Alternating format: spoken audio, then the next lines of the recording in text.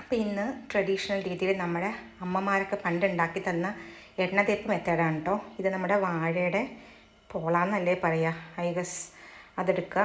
എന്നിട്ട് ഞാൻ കുറച്ച് എണ്ണ, വെളിച്ചെണ്ണ ഇല്ലാത്തതുകൊണ്ട് സൺഫ്ലവർ ഓയിലോ അത് കോൺ ഓയിലോ എന്തോ ആണ്, അത് കുറച്ച്. ഇതെന്താ പ്രശ്നം ഉണ്ടായെന്ന് വെച്ചിട്ടുണ്ടെങ്കിൽ ഈ ചട്ടിയിൽ ഞാൻ ചപ്പാത്തി ഉണ്ടാക്കിയത് കൊണ്ട് ഈ പാൻ അങ്ങോട്ട് എന്തുണ്ടാക്കലും ഒട്ടി പിടിക്കാൻ തുടങ്ങി. ഉള്ളിയൊക്കെ തേച്ച് നോക്കിയേ, പക്ഷെ ഒന്നും വർക്കൗട്ട് ആയില്ല.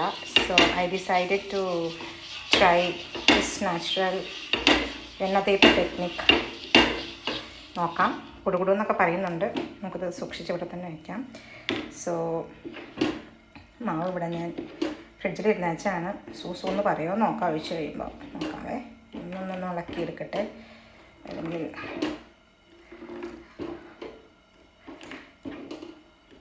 ഓക്കെ, നമുക്കൊന്ന് പരീക്ഷ നോക്കാം. ഇപ്പോൾ ഓൾറെഡി എണ്ണ ഒഴിച്ചിട്ടുണ്ട്.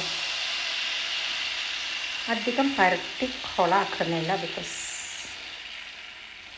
കിട്ടുമോ ഇല്ലോ എന്ന് തമ്പരാന് മാത്രം അറിയാം. ഒരു വിധം വലിപ്പമാക്കാം അല്ലേ. പിന്നെ എണ്ണ തോന്നാം. ഇതേ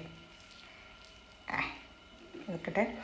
നമുക്കിതിന് ഒന്ന് മൂടി വയ്ക്കേണ്ടി വരുമായിരിക്കും. മൂടി വയ്ക്കാനുള്ള മൂടി നമുക്ക് എടുത്തിട്ട് വരാം. സോ ദിസ് ഇസ് മൈ മുടി. എൻ്റെ റൈസ് കുക്കറിൻ്റെ മുടിയാണ് കേട്ടോ. ഇത് ഫിക്സ് ആവുമോ എന്തോ. ഓക്കെ, കുറച്ച് എണ്ണ ഇതിൻ്റെ പുറത്തൊന്ന് ചുറ്റിച്ച് നോക്കിയാലോ.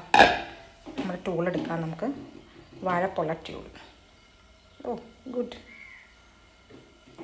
It acts like a spoon.